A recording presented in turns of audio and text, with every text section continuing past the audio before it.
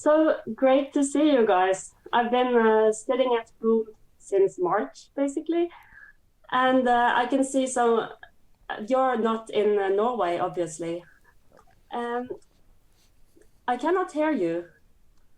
Oh, can you? Sorry, I mouthed no. I forgot to actually say Oh, it. yeah, I hear you. So we're waiting. There you are. Yeah. So I'm here with. Well, I'm all over the place, all over the world, uh, with some guys from the really cool film A Ghost Waits. Yeah. And we have, well, Adam Stovall, who has several functions on the film. He's a writer director, and we also have Macleod Andrews, writer and lead actor. Hello. So where are you guys? We are both in Los Angeles right now. I'm normally in New York, but we just played a festival out here, and I was able to travel in for it. So you're catching us both on a sunny, warm day in Los Angeles, California. Great. I'm in a dark Norwegian night in Trondheim. That's where my heart is. So it would have been so much fun to have you, and for myself also, to be in Uppdal and for everything to be normal. I'm sure we would have had a great time together with the audience. But the thing is that the audience has already had a chance to connect with you through the film. They saw it earlier today. And let me just read some extracts from some reviews we've seen on Letterboxd. Okay. Sometimes the fun people have making movies can get transmitted through the screen. This was such a sweet film made with so much love. It shows. I loved it. And also, my heart bleeds for this love story. Oh, Some much. from our audience. That's lovely. amazing. Thank you for sharing that. That was I was not expecting to hear a real-time response and like that, which is what you get when you're actually at a festival and get to meet the audience. So that's a nice way to do it in these times. That was really nice to hear. Thank you. Yeah, I think the film has been generally well received. Also, just let me point out that we're going to do this without spoilers, as we're also going to show the film on Sunday evening as our last film in the last slot, to give the audience a chance to choose to go home from the festival in a good mood. Lovely. Thank you so much. So we can't talk about the ending. Okay. No, unfortunately, I would love to. But I'll try to, we'll work around it somehow. Yeah. So first of all, where did the idea come from? How did the film start? Macleod and I had been trying to make a movie together for a while. We'd taken a few runs at it. I would write a script, people would like it, but we couldn't raise enough money. I'd write a smaller one that would use less money, and we still couldn't raise that. And finally, it just, I'd gone back. I'm from a town called Florence, Kentucky, which is like 10 minutes south of Cincinnati, Ohio.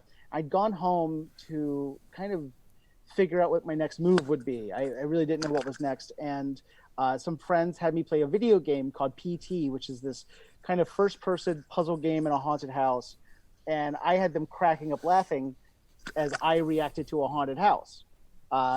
Creepy shit happens, and I'm like, I just don't need to check that out. I'm fine where I am. And from their response, I started thinking, like, there might be a movie. I don't think I've seen a movie where a person like me is in a haunted house and has the reaction that I would have to that. And then shortly thereafter, there's a webcomic called Saturday Morning Breakfast Cereal. And in it, guy asks a girl, what's the most American movie? And she says Ghostbusters, because here's a movie where you have demonstrable proof of an afterlife, but the whole thing is about growing a small business and navigating government bureaucracy. And I thought, well, that's really funny, but also, yeah, that's right. A ghost movie does imply an afterlife. I've never seen that. I have questions. I would love to see that movie. And so I started writing it. And that's kind of how this all started. And then I brought in Macleod. You said that you were going with less and less money, and I think people maybe see that, but they most of all the love shines through. And the fun you had, was it, let me just ask, did you two know each other beforehand? Oh, yes.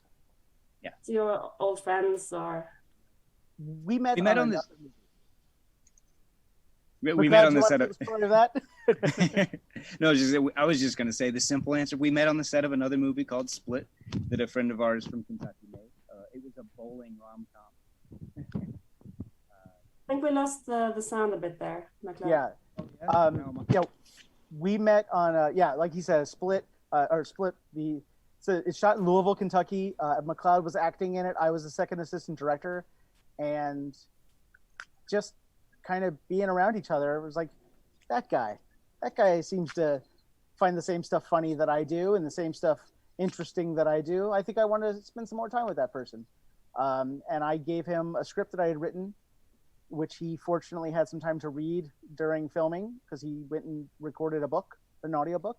And it's the first time I've ever given someone a script and 2 hours later they email back like, I read it, it's great. It's just like, that's a bit much. Like, are you okay? You already have time to read? We kind of were fast friends. I stayed with him for a few months out here in LA some years back when we were trying to make another movie. And just, yeah, sometimes you just kind of become best friends with somebody immediately. And, it's just like, oh, I thought this would be the bound, the bound at which you tell me to like get back, and it just never happened. And now we know each other entirely too well. I've had a question from the audience. How many people were you in the production and on set? How many people were on the crew? Mm-hmm. 6, I want to say. Depends on when you asked. It depends on when in the production. Yeah, but it was a rather small group. Yeah. In principal photography, we had our cinematographer, our production sound mixer. Some days we had a PA. Some days we had an AD. We had Madeline. Our makeup artist was there all the time. So consistently we had Madeline, Jim, Mike, me, and then Macleod and whoever was acting with Macleod that day. And then towards the end, we had an AD. I think one day we had a second PA, which was just like, what are you here for? I don't have anything for you. But then when we had to go back and do pickups, we did 2 sets of pickups because the movie needed some rewriting throughout the editing process. And those pickups, it was just Macleod and myself. The 2 of us went back to that house. Our sound guy was a tripod that we just mounted the zoom on. Or gaff tape. Just gaff tape a microphone to the rafters. We also had like labs. But yeah. Yeah. We probably shouldn't be telling you how pathetic it was. Let me just ask you, Macleod, were you tempted to spend the night in the house? Or did you? Did we? I did. I feel like slept over one night. Yeah. Did we never do it? Or I don't think I ever did. You never did. So part of this being a no budget thing is I was living with my dad in Northern Kentucky, and Natalie had my room. I had taken everything out so she would have her space, and Macleod slept in my dad's room for the first week of production. And then when my dad got back from the business trip, Macleod slept in the living room on an inflatable bed. Yeah. And so I think it was the first night I slept at the house, and I was sleeping upstairs, and there was no AC, and it was August. It was so hot. And I just told him, like, I gotta come home. I can't do this. Like, I can't focus. I feel awful. But yeah, slept in that house one time. I feel like we are murdering the romance of cinema for everybody. Best they know, there's no actual glamour to this. There's no glamour. Well, this might actually be inspiring to some of our audience. I know there are several filmmakers in the audience, amateur filmmakers. Yeah. So, yeah. Just hard work and perseverance. That's really what counts. Do you have any fun stories to share from the set? So many. What are we legally allowed to say, Macleod? Oh gosh, I'm so bad at like on the moment recall like this. We need to develop a better quick pick of anecdotes. One story I do love telling is Macleod is a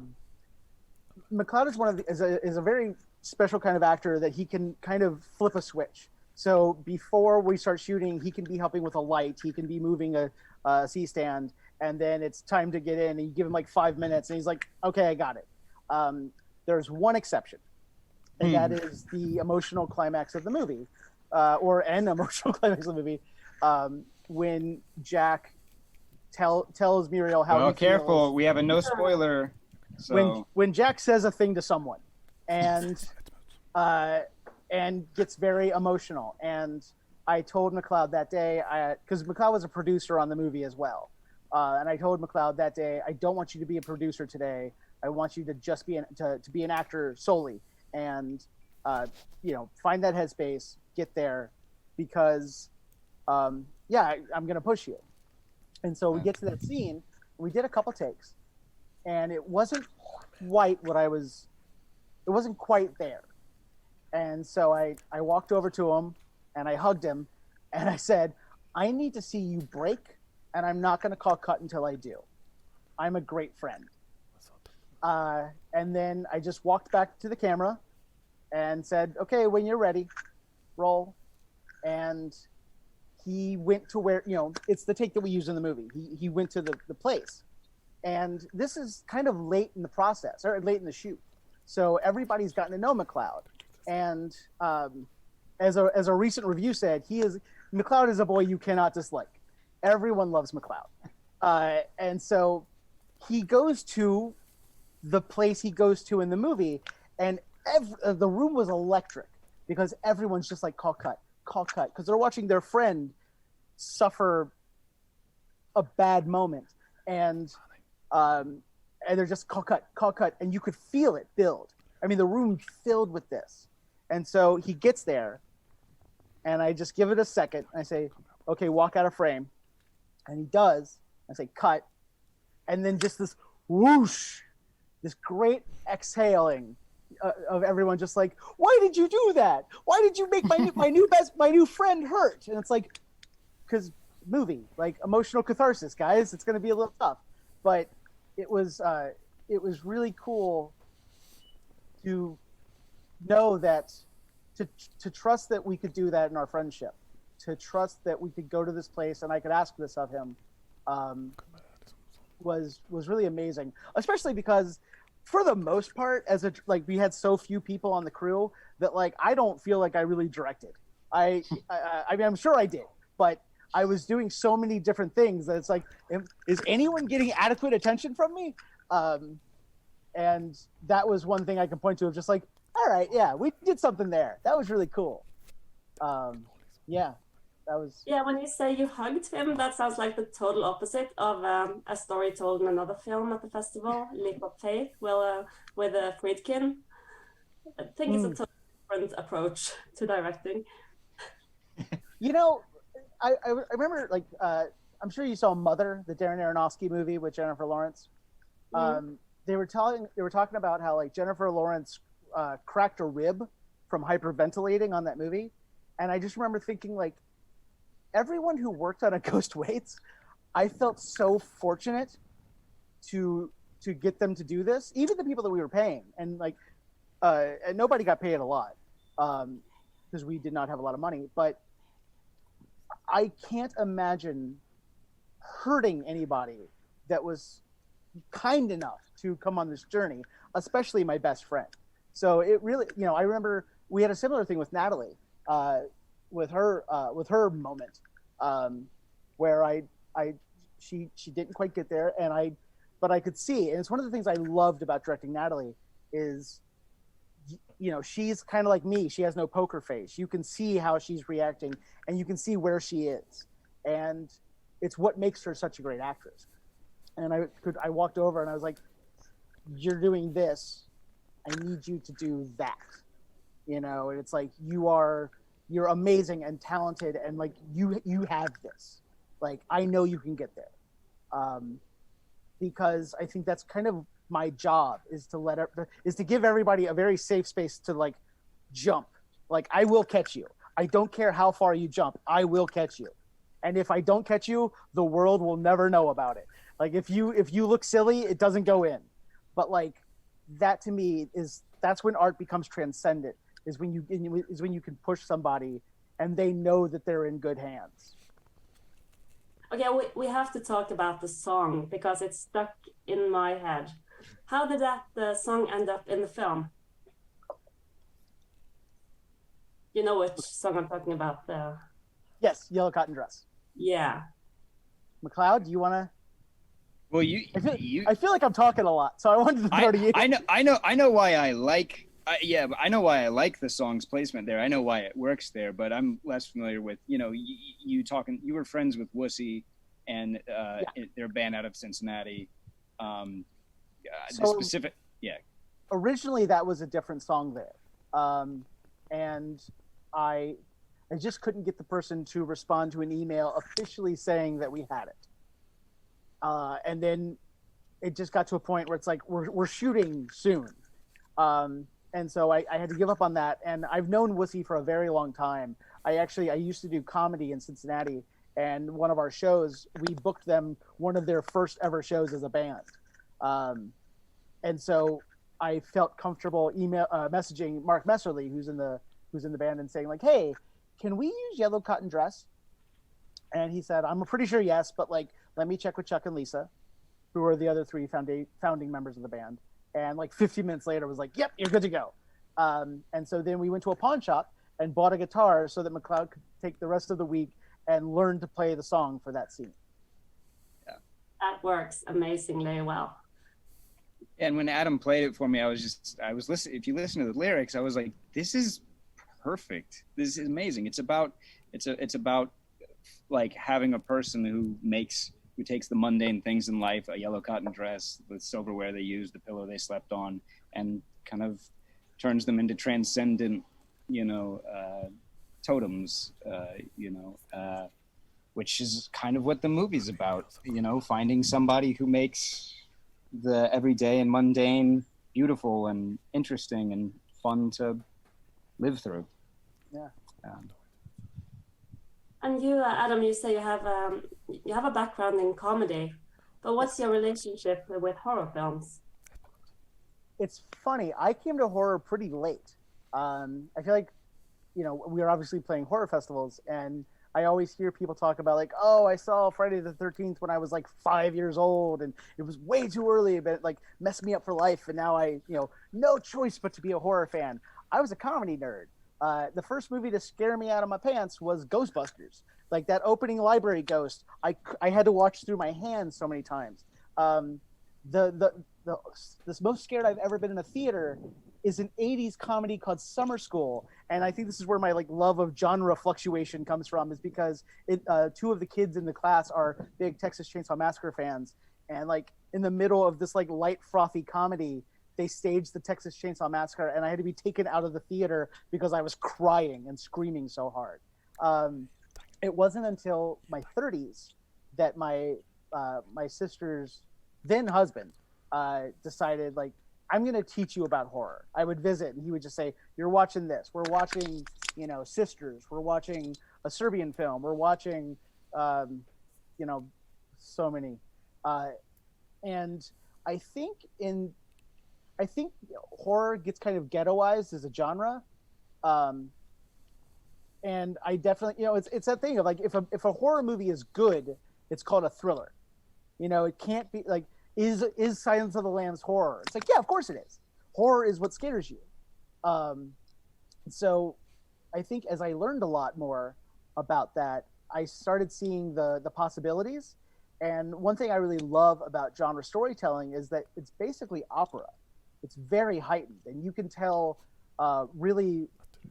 stories in horror that you can't tell anywhere else.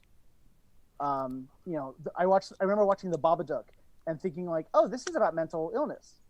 Like this, like he's her depression.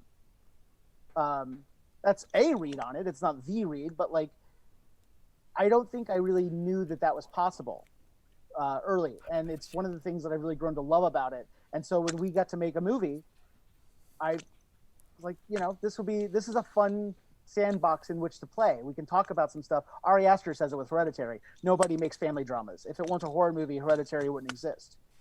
There's a lot of truth to that, and I don't think it's a bad thing. I think it's a great thing if you recognize the potential and work with it.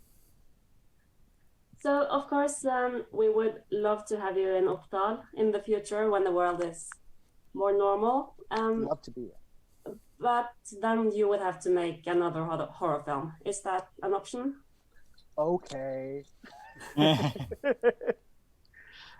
absolutely. Do you have any projects you're working on, or? We do. The thing that we're mostly working on right now is a sci-fi kind of thriller. We do sci-fi thrillers, yeah. Oh yeah. Okay. Okay. We do. Okay. It has some horrific beats for sure. I'm very sorry, but we have to move on. I'm very, very sorry. It's very That's okay. Thank you so much for taking the time and talking with us and for showing the film. It's such a small, weird little personal film that it always feels like Christmas when somebody, really when it resonates. And so we really appreciate you all wanting to showing it, and people taking to it the way that they have. No, it's a Thanks very much. For our audience. It's lovely having you here. Thank you. Thank you so much. Okay. Be well.